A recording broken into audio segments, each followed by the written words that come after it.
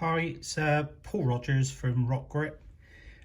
Short video to show you how to fit your stud into the tread on your boot in the easiest possible way without damaging the boot. First off, that's your stud. As you can see, it's a screw-in type. It's got quite a sharp blade on it, so it makes its way into your sole quite easily. Right, first off, load it into the installing fork like that. Now you'll see the blade on the end, and you can see the start of the blade is quite a sharp point. What you need to do is you need to have that angled downwards, and the very first thing you do is you gouge that into the tread like so. So I'll take this out. You won't need to do this, but I just want to show you what the stud looks like when it's actually just starting its journey in. That's what you want to do. So that very sharp point of the first part of the thread needs to be gouged in at 6 o'clock,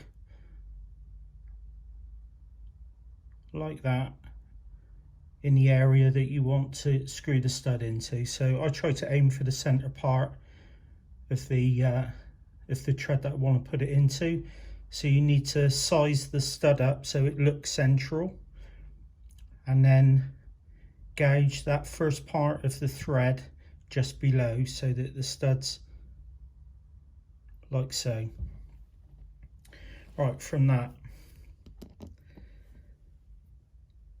we don't need to screw this in very fast, because what it does, it tears the rubber on the way in. So that's the action that we want.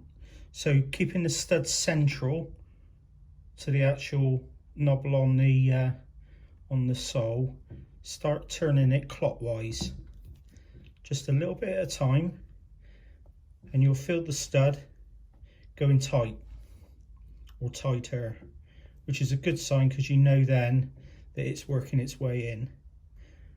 So this is halfway in now. So you can see most of the threads disappeared now into the actually into knobble on the boot. Now the important thing is that when we don't screw it in too far or leave it too protruding, because either way it'll damage the bolt, the sole. So continue screwing it in, and you should be able to, at exactly the same time, says I, centralize the stud as you're screwing it in as well. So you're bringing it in line, because you don't want it going in on an angle, otherwise the point of the stud would be shooting off in different directions. So keep constant, and you can feel the stud going in, and then you'll start to feel it go quite tight now. But this is where the thread's gone in, and it's now trying to pull the top part of the stud into the sole, which is a good thing because it's starting to go tight. Now what you don't want to do is over rotate it. So if you do that, you'll just start rounding the thread off, or the bite of the thread within the sole, and then the stud will go loose, and then you've ruined it. So that's where we need to get it. You need to be flush. That top bit of the stud there needs to be flush with the rubber that is seated into. Now it can be just a fraction proud, but you don't want it buried.